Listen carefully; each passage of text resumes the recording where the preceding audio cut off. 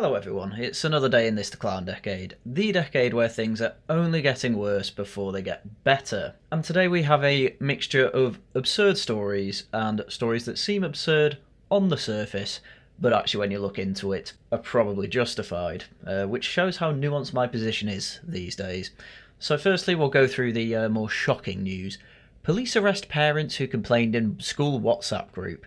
The couple were detained in front of their daughters and kept in a cell for 8 hours over their messages on the app, as well as emails sent to the school. And as you can see, it took 6 coppers and 2 police vehicles along with a police van to detain these dangerous criminals. I'd like to remind everyone at this point that police barely turn up to store robberies these days, yet 6 of them can turn up to arrest 2 parents, making complaints on WhatsApp and to emails to a school. So when Maxie Allen complained to his daughter's primary school about the recruitment process for a new head teacher, he hoped it would result in more openness and transparency.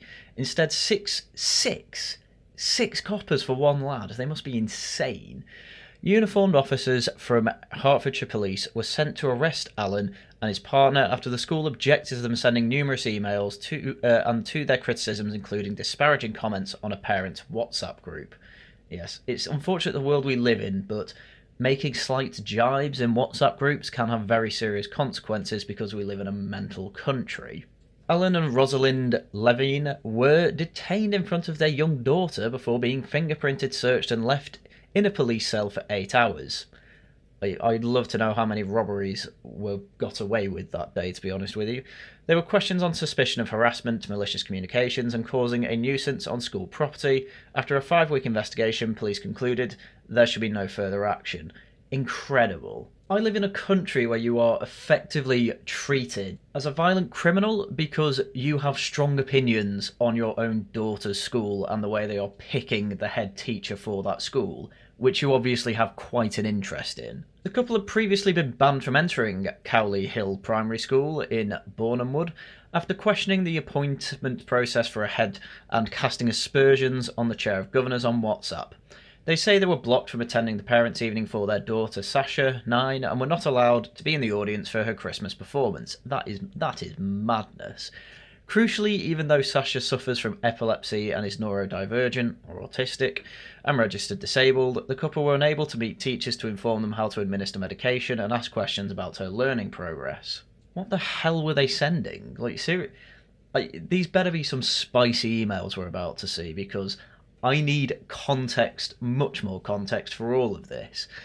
Alan, a producer at Times Radio, that explains why it's in here, told the Times that the treatment showed massive overreach by Hertfordshire Police and went a sinister approach by Cowley Hill Primary to silence awkward parents. Yeah, to the point of kicking them out as well. It's a bit mad. So Alan continues to claim that we never used abuseful, threatening language, even in private, and always followed due process. Yet we never even been told what these communications were that were supposedly criminal, which is completely Kafkaesque. I'll give him that. Jonathan Ash-Edwards, the Hertfordshire Police and Crime Commissioner, on Saturday announced a rapid review of the case by Andy Prophet, the newly appointed Chief Constable. The findings are due to be discussed in a meeting on Tuesday.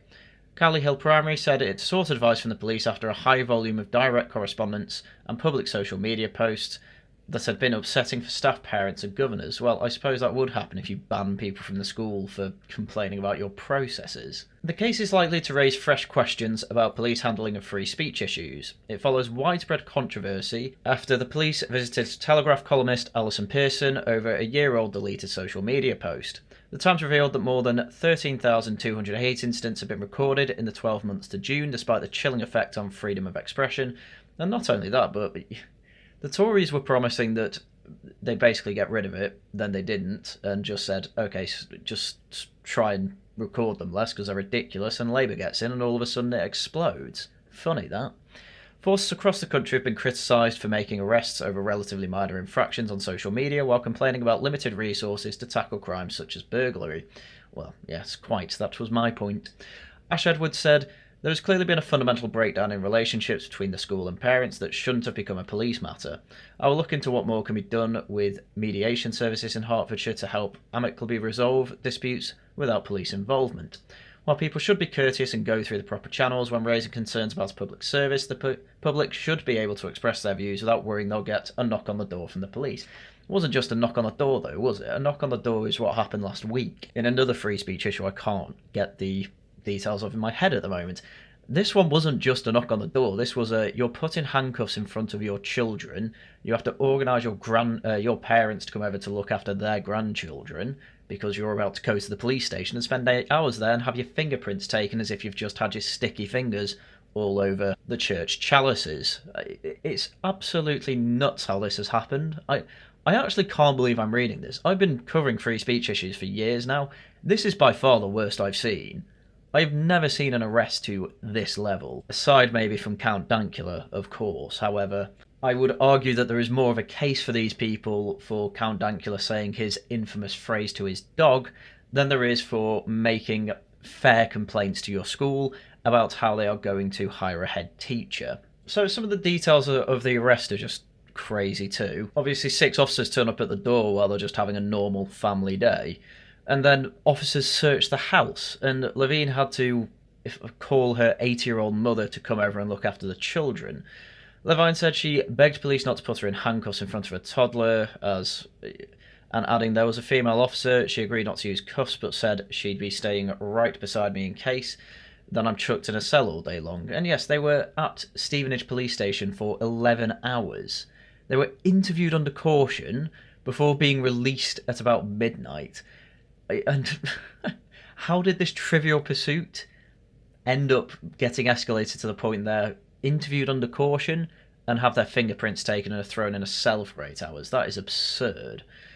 But now we get into the details of what actually led up to this. So in May of last year, Alan had written to the school governors questioning why, given the head teacher had announced his retirement 6 months earlier, an open recruitment process had not begun. Alan, who had been on the Board of Governors until the previous year, hoped there would be a meeting with parents to explain the recruitment process, but his questions were rebuffed.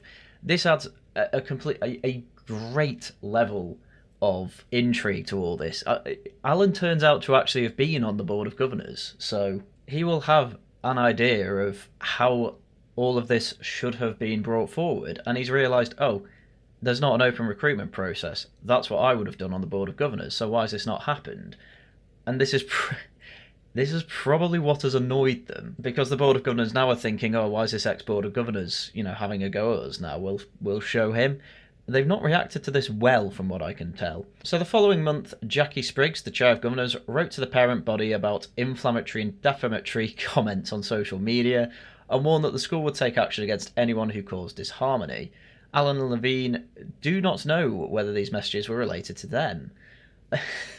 Well, from their claims, they didn't use disparaging language, so I would assume not. However, the police turned up at their door, so maybe they are being accused of this. Anyway, the Times have been provided with some WhatsApp messages. These honestly seem quite typical for people of this age to be talking about their schools and, well, other current events. Talking about how the school are trying to get parents to shut up. Maybe there's other stuff too going on, no idea. What I do want to know is that they can't control what anyone says anywhere. Everyone's talking about it on the playground as well. It's ridiculous. So clearly this isn't just an issue with these two parents. There has been quite a large-scale disappointment from most parents in this school, from what I can tell here. I'm also pretty sure that one of the Board of Governors didn't write that letter. She hasn't got a clue about anything. Another parent was agreeing.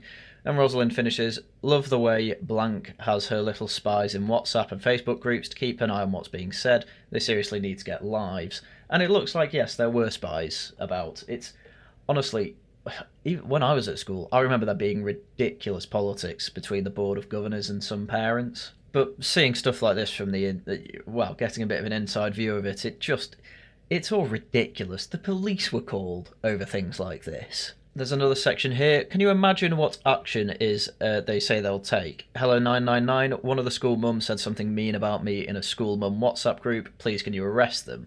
Well, that. Careful what you wish for. No public body has the power to control what people say about it. Well, doesn't look that way anymore. Another parent says, this should be a safe group where parents feel free to speak and share opinions about how they feel about the school. Yep. And Rosalind says, absolutely, I thought the Facebook group I wrote in was a safe space. It's a group for SEN children in Hertfordshire, so special educational needs. And so Alan finishes, regardless of what we say or not, it's none of their business. Schools have no power that go beyond their gates. Again, are we really sure about that anymore? Anyway, there are a few more WhatsApp messages that I don't really need to go through. They're mainly just making fun of the fact, or the accusation, I suppose, that one of the governors, they say, manipulates people into being her friend so that she can then spy for them. And obviously it appears that a spy saw this. Anyway, Spriggs, who I assume is the governor, wrote a letter to Alan and Levine over inflammatory and disparaging comments made on social media and told them to stop. Levine said she was outraged that the school was collecting PMs and posted Spriggs' warning on her personal Facebook profile, which I think is fine. Shortly afterward, the couple were banned from the school premises. The teacher had to take Sasha to the gate every day instead of her being picked up in the playground as usual. When Alan and Levine asked for the ban to be lifted so they could brief their new teacher over what to do if Sasha had an epileptic seizure, the request was refused. This is just getting nuts. The school told them the only permitted correspondence was by email. Alan and Levine say they emailed regularly to address issues relating to Sasha's needs. They repeatedly tried to persuade the school to overturn the ban and launched a formal complaint, including their concerns about the head retirement process. Alan sent further email about this. The school then asked Hertfordshire Police for advice when it considered the volume of emails was too great. An officer issued a warning to the family in December and told them to take Sasha out of school, which they did the following month, a week before the arrests. That is crazy. Let's just get this timeline absolutely correct. These parents have children going to school, obviously, and one of them has special educational needs. How severe? Well, she's got epilepsy, so pretty severe. They then have concerns about a new head being instated, and the process isn't open to the parents, which obviously, being an ex-governor on the Board of Governors, one of these parents decides to inquire why this has happened. Parents then get a little bit spicy in private WhatsApp groups. The Board of Governors clearly have spies within these WhatsApp groups, and some of the messages obviously get sent to the Board of Governors.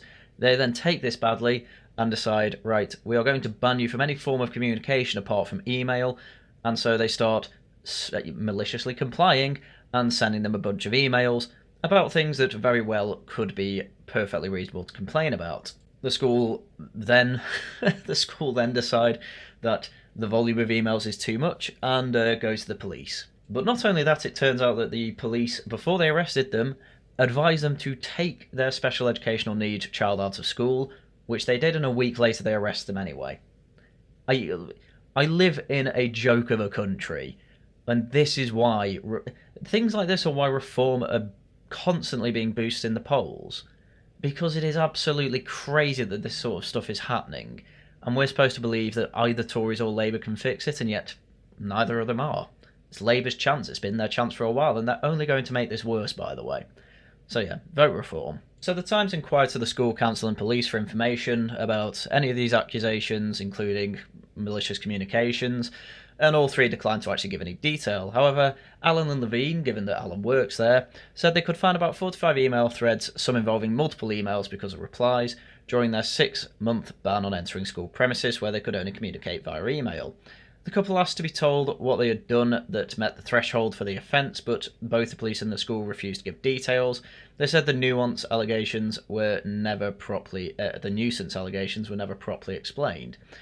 That's what makes it even more dystopian. At no point were we given a smoking gun, email or comment that formed the basis of this. The reason they haven't given it to us is because it doesn't exist. Very well could be true, or it could be the fact that they know the accusation is technically breaking the law, but is absolutely nuts.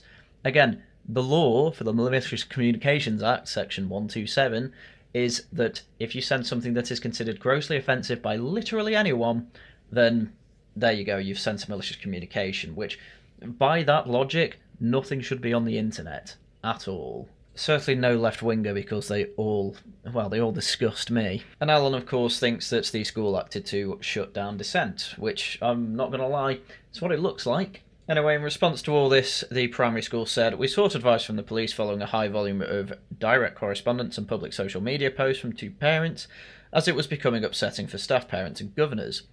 We're always happy for parents to raise concerns, but we do ask they do this in a suitable way." Okay. I still haven't seen anything that I don't think is suitable. So we'll see if there's anything they did that was terrible. So Hertfordshire County Council said Thomas had been appointed as interim head for one term before a proper recruitment process was carried out. The role was advertised publicly and the recruitment was supported by external professional advisors. We are confident that this is a fair, transparent and timely process. And was that told to Alan? Could this have been avoided by telling Alan? I don't know. Hertfordshire Police said the number of officers sent to Alan Levine's home was needed to secure electronic devices and care for children at the address. Okay? So you sent 6 officers, 2 to arrest and the other 4 to ransack the home from the sounds of it. Following reports of harassment and malicious communications, which criminal offences, a man and woman from Bournemouth, both aged in their 40s, were arrested on Wednesday the 29th of January. The arrests were necessary to fully investigate the allegations, as is routine in these types of matters. Following further investigations, officers deemed that no further action should be taken due to insufficient evidence. In relation to the police visit on 20th of December, a complaint was submitted, which was reviewed by our professional standards department, and it was deemed that the service provided by officers was appropriate, which was going over to the house and telling them to take the child out of the school, and basically to, I suppose, keep their posts online, professional, I think is a good way to put it. But obviously when you're told you can only communicate with the school by email, you only communicate with the school by email, and then when they don't like that, they get the police on you. What can you do? Now, just to be absolutely clear here, I'm not saying that you can't send malicious communications, or that necessarily they didn't send any malicious communications at all. However, I do find it incredibly odd that usually if there is a genuine case of malicious communications, you pretty quickly see what the malicious communication was. In the case of Count Dankula, they didn't hide it. It's quite difficult to actually defend saying "gas the Jews" over and over again in a video. However, at the end of the day, it was a joke and was defensible. He just lost his court battle. Whereas with this case, apparently there's hundreds of emails to go through, hundreds of Facebook posts as well, and yet nothing has been given to the Times. There's been no attempt made to defend themselves, which either means one of two things. They're not commenting until the investigation's over, which makes perfect sense, or they genuinely only have pretty lackluster evidence that the police just run with. And we know the police go a bit crazy when it comes to the Malicious Communications Act, so my benefit of the doubt is being given to the parents more than the school here. However, time will tell if this was a genuinely good use of, the law. I highly doubt it is. I certainly don't think that 6 police officers were needed in this case. I think that's a ridiculous thing to have happened, but there we go. That's the country I live in. Anyway, next up, Met Police smashed down door of Quaker meeting house to arrest activists. 20 officers handcuffed 6 women and took them to the police station in what is thought to be the first raid in a meeting house. Now, a lot of people get quite instantly disgusted when a place of worship is being raided, but having thought about it, it would be the perfect cover to conspire to do things in a place of worship, so I don't exactly think it's the type of thing that can be exempt from, police raids. Anyway, let's go into details of this. So more than 20 Met Police officers broke down the front door of a Quaker meeting house to arrest 6 women who met to discuss climate change and Gaza. They met to discuss them, eh? Right, okay. It is thought to be the first time in history of the famously pacifist Quakers that police have forced their way into one of their places of worship. Well, as we've seen from, say, Just Stop Oil and Extinction Rebellion, you don't have to actually commit any violence to cause an awful lot of disruption, public nuisance, and, large-scale damages. Remember the M25 when they shut that down for a couple of days? Cost over £1 million worth of damages due to the traffic that built up. The woman, aged between 18 and 38, was sitting in a circle eating hummus and breadsticks on a Thursday evening as part of a welcoming meeting for Youth Demand, which calls itself a non-violent protest group. Right. Let's have a look at who they are. So here's their about page. The government is engaging in absolute evil. They're enabling genocide in Palestine by sending money and arms to Israel. They're contributing to the murder of billions to keep the fossil fuel profits flowing. Okay. You know when I said that just the other day when Just Stop Oil were hanging up their high-vis jackets, you'd just have others sprouting to fill the void? This is one of them. Young people are stepping up to resist this nightmare. We are demanding that government must, 1, stop the trade with Israel and impose a total trade embargo on Israel. Well, that's going to happen. And 2, make the rich pay, raise $1 trillion by 2030 from the super rich and fossil fuel elites to pay damages to communities and countries harmed by fossil fuel burning. This is a really weird mixture of causes, I have to say. Until these demands are met, we will be in non-violent resistance against this rigged political system and the people with blood on their hands. So there you go. They've even got pitched to the top. They get involved with the same tactics as Just Stop Oil. I have been happy with the heavy-handed approach against Just Stop Oil because it is ridiculous the stuff that they've been getting away with. This is absolutely something that should be quashed as early as possible, because I don't want my streets filled up with these protesters stopping normal life going ahead. The fact that we're in a Quaker meeting house is nothing to me. It doesn't mean anything. Because if you are actively planning things that are against the law, or hold, say, material or products that can be used directly to commit a crime, cause a public nuisance, vandalise things, whatever, then yeah, the police absolutely have the right to go in and arrest you. And assuming that is what's actually happened here, I have no problem with this. We don't know details of what the meeting was actually about. So far we're just hearing it was a discussion. The problem is when it's with youth demand, it can be a discussion on which road are you going to close down for Gaza. Also, after a bit more digging, I found this section in a Guardian article. So what is youth demand? On 27th of January, I assume that's 2024, yes, it was 2024, a meeting was held at the Old Print Works in Birmingham by some of those involved in direct action group Just Stop Oil, and it was decided that more needed to be done across a range of issues, including but not limited to climate change. So, effectively, they wanted an omnicause. They wanted to join the whole general left-wing mishmash of completely different topics, which at this point somehow has ended up with woke socialists joining forces with the Palestinian resistance movement, or Hamas, and apparently they're all for the same cause. I'm sure Hamas have excellent net zero policy. 4 subgroups set up an umbrella coordinating group entitled simply Umbrella. These 4 subgroups are Just Stop Oil, which made high-profile attempts to bring an end to continued exploitation of fossil fuels through the closure of motorways, etc. Assemble, which will seek to organise local groups of people to discuss how to fix the broken system. Robin Hood, the purpose of which is yet to be determined, but which will engage in civil resistance in relation to socio-economic challenges, possibly relating to food poverty or rents. And finally, there's Youth Demand. So there's a group of 4 of them called Umbrella. They're all in constant contact with each other, and you seem to have Just Stop Oil, which is the overarching climate change one. You've then got Assemble, which is local networking group, so Just Stop Oil is national, Assemble will be your more local networks. Robin Hood, which I've actually never heard of before, but that will be your kind of wealth tax, direct socialism type thing. And then Youth Demand is obviously it's your international arm, it's about Gaza. A spokesperson for Youth Demand, Chiara Sarti, at 24, PhD student at King's College, Cambridge. Of course it's a Cambridge PhD student who moved from Rome more than 7 years ago, said its immediate demand was for an end to all new licences and consents for exploration of fossil fuels in the North Sea.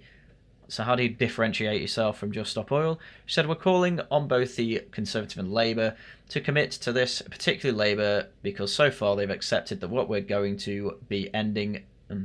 because they have accepted that we're going to be ending new oil and gas, but they're not committed to revoking those licences that have been granted by the authorities. She added, our second demand is to impose a 2-way arms embargo on the State of Israel. Hang on, that turned to an entire embargo, so okay. So that means we stop selling them weapons and we stop buying their weapons. We sever all links between the UK and the Israeli war machine. That is not happening. So yes, this is actually Just Stop Oil's step into a more omnicause. They got what they wanted, they realise, quit while you're ahead. However, quite clearly, they're spreading out, and effectively what this is they've made splinter groups to see what they can throw at the wall to stick. And those that stick the best, they'll go down. So, is it Israel-Gaza? Is that the one that's going to stick? Probably not, because the Met Police are already on you. Right, okay, Robin Hood. What about this wealth tax thing? Gary Stevenson we can get on board. Shall we go forward with that? Might stick, might not, we don't know yet, but they'll go forward with Robin Hood. And Assemble's just the generic local network that is basically intermediary between Just Stop Oil and themselves. Just Stop Oil will exist in all but name. It will be named something else by the end of the year, I almost guarantee it. And it's either going to be Youth Demand or something else that is part of the omnicause. And it's just all so predictable. But as I say, Just because these people were meeting in a Quaker house doesn't mean that it can't be raided, but again, I want to see details. So the police, some armed with tasers, I mean that's just standard issue for the police these days, handcuffed the women, confiscated their belongings, took them to police station and later raided some of their student accommodation.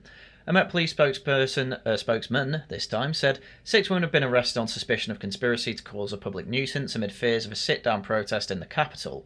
None have been charged, and the spokesman said, Youth Demand has stated an intention to shut down London over the coming months.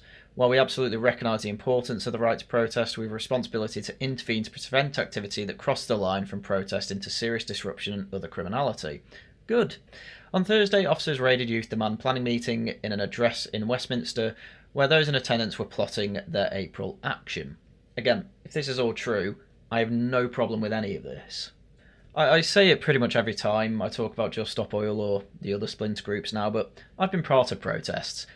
When you organise a protest, you effectively organise it with the police, and the police effectively let you know where you can have your protest and where's safe and how you cause disruption, but minimum disruption. You know, you go along, you make your point, you go home. Protests are not a great way to actually get what you want, but they are good for morale. Now, when it comes to Just Stop Oil, why were they successful? Well, that's because they were pushing on an open door. Just Stop Oil didn't really change what was going to be happening anyway. We have Ed Miliband in charge, and all he seems to care about is impressing Greta Thunberg, so while they will take credit for it, overall they probably actually harmed the cause more than they helped it. However, they got what they want, and so now they're spreading out. So on Thursday, officers raided a Youth Demand planning meeting at an address in Westminster where those in attendance were plotting their April action. That seems to be the actual charge, though they haven't been charged yet, so it's the accusation. And once again, if this is true, good, this is fine. Quakers, including Elizabeth Fry, the prison campaigner who appeared on the £5 note, have historically stood for non-violent activism, including fighting for the abolition of slavery and supporting women's right to vote. Doesn't matter, you can still cause mass disruption. That is obviously illegal, and most people want to be illegal because they want to go around and have their day as normally as possible. So Paul Parker, recording clerk for Quakers in Britain, who is responsible for the oversight of the movement, said no one had been arrested in a Quaker meeting house in living memory. It's an aggressive violation of our place of worship, and the forceful removal of young people holding a protest group meeting clearly shows what happens when a society criminalises protest. Oh, no, you're allowed to protest, you can't just shut down an entire city. He called for an apology from the Met for damaging the building and the spiritual and emotional integrity of the place of worship. I don't think the British public want to see people being dragged out of a place of worship when they're sitting peacefully, sharing their concerns about climate breakdown and the situation in the Middle East, he said. Yes, again though, of course, this is a defence every time. We're just worried about climate change, we're just worried about Gaza. So why are you throwing red paint onto buildings? Why are you trying to shut down every highway in Britain? We hate you, stop it. This is what Insulate Britain did as well, but they only lasted about 3 weeks because Insulate Britain were complaining about something that had largely already been solved, which was, houses need to be insulated to, help with net zero. And then it turned out 90% of houses were insulated or something stupid like that. So again, it's not like splinter groups haven't come around before, it's just not all of them stick. And this one, quite early on, has brought the eye of Sauron upon them, so to speak, and from there, yeah, obviously they've been arrested and they're trying to use the pathetic Mott and Bailey that I just reject outright these days. So the raid took place on Thursday about 7:15 p.m. after 6 women, aged from 18 to 38, with the average age being about 23, had been meeting for about 45 minutes. There was no actual worship taking place at this time, but rooms in the meeting house in St Martin's Lane, central London, are regularly rented out to other groups and activities which must be non-violent in nature. At the time, they were being used for private counselling sessions and a life drawing class, which were also searched by police. Oh, interesting. But this is the thing, there's no actual worship going on at the time. So, you've damaged a place of worship, I understand that, and obviously that should be avoided where it can. But at the end of the day, it's not like this was actually a religious service. Oh, they broke down a Quaker meeting house. Well, how many Quaker meeting houses in the past were planning large-scale disruption? Probably not many. Mal Woodford, 58, an elder at the Westminster Quaker meeting, who was on the site at the time, described the police response as ridiculously heavy-handed. He said, apparently not all of the women were even involved with the organisation, they were just curious and ended up in handcuffs. He added, the police flooded the building to make sure no one got away and had all kinds of conflicting feelings of outrage of why they were here. Why they were so many of them, but I wanted to keep the situation calm. The only resistance I could put up was to make tea and drink it in front of them without offering them any. That is incredibly Quaker-like, I will give you that. That is a good response, and I don't blame you for it. It's not nice to be raided by the police, but at the end of the day, if you are allowing meetings that will involve plans to have mass disruption, yeah, the police are going to get involved. That's what a lot of people have wanted for some time. There wasn't this mass outcry that Just Stop Oil protesters and planners as well got 4 or 5 years in jail. People were largely happy with it. So this is effectively the same thing. Why wouldn't people be okay with it? You can use the defence of Quaker Meeting House raided, but when the detail comes out that no actual worships were taking place, as far as I'm concerned, it's just like a church hall. If you're planning terrorism in any sort of place of worship, if you want to call it that, doesn't matter. You're getting raided. So we now go into detail on youth demand. Last year, the group was responsible for spraying the Ministry of Defence with red paint. 3 of its activists were found guilty of public order offences in April after a demonstration outside Sir Keir Starmer's house in North London. The event on Thursday has been advertised through posters in and around the area and at universities in London attended by activists. 4 of the women are university students and 1 had their dissertation written in French in their rucksack, which was taken away by police. Oof. The group has been posting on social media about the plan to shut down London over April using tactics including swarming, which involves a non-violent direct action strategy used by protesters to block roads. One of the women, Ella, 20, who was studying music at London, said she had attended the event following a day of lectures. She described the arrest as an acknowledgement that the government thinks it is worth spending massive state resource on policing a bunch of kids before we even stepped into the road. Do you understand that half of policing is preventing crime, not just stopping it after the fact? Well, that is a silly thing to say. Again, this is a university student.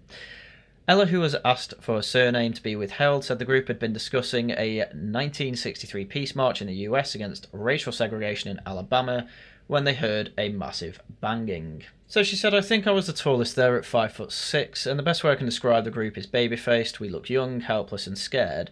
Someone in the room saw a police officer through the window and 2 seconds later dozens of police swarmed. An officer grabbed my arm, turned me around to face the wall and placed me in handcuffs. Some of the others were sitting down, not doing anything, not resisting, and they were also put in cuffs. She claimed she was held in police custody for more than 12 hours, was not allowed to telephone her parents or solicitor, and that her student accommodation was raided by police at 2 a.m. on Friday. Okay, she should probably have been allowed to telephone, at the very least, her solicitor, her parents as well, though. That I do find too heavy-handed. It is common for the police to hold people who have been arrested incommunicado before they conduct a search at their home address if they fear evidence may be removed from the premises. Okay, that's fair enough. After that, probably okay to call them. None of us slept, she said. I came home at 6 a.m. and my bed was stripped and neatly organised homework was strewn all over the floor. That's a classic police raid, yes.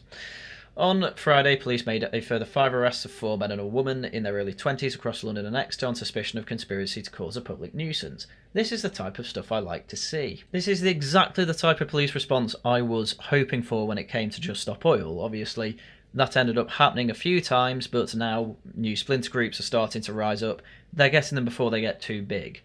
And the fact they're in a Quaker meeting house, as I say, complete non-issue at the end of the day. The police typically compensate anything that's broken while the police raid is taking place. If they broke a door down or something, it will get compensated for, so even that's not too bad. And there always seems to be this assumption that, oh, this group's pacifist, they weren't going to do anything. No, you can do it. Just Stop Oil have proven to us, and Extinction Rebellion over the past 5 years or so, that you do not need to be violent to cause massive, massive nuisances and massive, massive damages to, people's lives. They've stopped people getting cancer appointments in the past and things like this. I have no sympathy. Their aim is to shut down the country until they get what they want. You can't have that. Just because nobody's dying or getting injured from what they do doesn't mean that what they're doing is legal. It's a pathetic excuse, and I never accept it. And the fact the police are being quite heavy-handed with it, I'm liking it. I like to see it. I don't care a Quaker meeting house got hitting a raid. If they can't take out Quaker meeting houses where these meetings are taking place, guess where they have all their meetings? It's such a non-issue. Anyway, the last thing I'll touch upon is a bit of a free speech success story. So after the University of Sussex was fined £585,000 by the Office for Students this week for failing to uphold free speech, the NUS, or National Union of Students, need clarification on what free speech actually means, which I already knew. So the regulator launched an investigation back in 2021 when Professor Kathleen Stock left university. She had faced protests after saying biological sex was more important than gender identity. According to the Office for Students, the university's policy statement on trans and non-binary equality included a requirement to positively represent trans people, might have led staff and students preventing themselves from voicing opinions or opposing views. That triggered not only the threat of a court shutdown after the university vowed to challenge the OFS's findings, but also put the universities across the UK on alert over further free speech related fines, and leaving some fearing a catch-22 situation. What's the catch-22? Just let people speak. So the regulator told the BBC it would be writing to a handful of institutions to remind them of their duty to protect free speech. Arif Ahmed from the OFS warned that the University of Sussex fine could have been as high as £3.7 million, and there was a potential for higher fines in the future. Ooh. Commenting for the first time since the fine was issued to Sussex, the NUS said it was concerned about the size of the fine at the time when university finances are under pressure. Well, you better let free speech happen then. Its Vice President for Liberation and Equality, Saranya Thambiraja, said it was important universities were welcoming places for all marginalised groups of students, and suggesting the money could have gone towards improving student welfare instead. This is improving student welfare. It's letting them speak freely. She told the BBC it's really unclear where the OFS is drawing a line on what is or isn't acceptable. It's pretty obvious. She would say at the we would say at the NUS that the line between freedom of harm and freedom of speech right now is not falling in the right place, or at the very least, there is very little clarity from the regulator as to where the line should be falling. The OFS said it should be possible to express any lawful view on campus, but the trans and non-binary equality policy at the heart of Sussex row, which was in place until last year, illustrates the potential challenges ahead. One of the concerns raised by the regulator was a section in the policy which said that harassment or bullying including intrusive behaviour, name-calling or derogatory jokes, were serious disciplinary offences. Yep, seems reasonable. Now the university has replaced it with a new trans and non-binary policy, but the regulator hasn't told bosses yet whether or not it passes the free speech test. Oh, but not only that, another potential point of tension: from the 1st of August, a new regulation comes into force requiring universities in England to go further in showing how they will promote and uphold free speech on campus. The Office for Students says it shouldn't include the content for courses or discussion in the lecture hall. All higher education institutions have to meet conditions to register with the Office for Students in order to charge tuition fees. But they will also have to show how they are acting to prevent the harassment of students, and universities are required to try and increase applications from underrepresented groups through initiatives to make them feel more included. Oh my god. Lawyer Smita Jamdar, who advises universities in England on how to comply with regulations, says that to reduce harassment, universities need to be really clear about the behaviour you will and will not tolerate, and that action will be taken when students transgress those boundaries. Sure. While they have to be balanced against freedom of speech, Ms. Jabbar said most people would expect the line to be drawn somewhere other than name-calling and derogatory jokes. I would agree, and obviously that is not what the University of Sussex had, so they got a massive fine slapped on them. Very good news there, and of course the National Union of Students was always going to complain about this because, well, my experience of university was literally only the wokest people ended up going into student politics, and that's why the NUS is full of nothing but the worst type of woke people. Hence they're complaining that free speech is a thing that they have to comply with. So yeah, absolutely ridiculous story at the start, and more nuanced stories further down the line. My opinions on this have come a long way. But yes, these first two cases I am certainly going to keep a keen eye on. Universities these days, the government seems to have been heading in a decent direction for some time, so unless Labour decide to fumble this bag as well, I don't think there's much to worry about there. However, youth demand I will definitely keep an eye on. It certainly sounds like the Met Police thinks they're going to be the next big thing, so expect many summer summer direct action campaigns from them. When it comes to this whole school fiasco, I can only imagine that's going to get a lot of people to complain about the police even more, but well, this is the advantage of working at Times Radio. With a story like this, you can just talk to all the journalists and they'll know the story back to front. So hopefully that gets sorted as well. Right, anyway, I think with that, that's everything I had for you for today. So, show time on Tuesday, we will be doing a Tosh Talks. We are going to be talking about how you get normies onto your side of your political cause. Should be a pretty decent panel. And then Saturday, it's Laughing at the Guardian with some women. It should be quite a nice one. Videos out as and when I can make them. If you want to help out the channel, subscribe, leave a like, leave a comment telling me what you think. If you want to help a bit more directly, you can always super chat and super thanks. Those are great ways to directly help out the channel. But with that, that's everything I had for you for today. So once again, thank you very much for watching, and until next time, goodbye.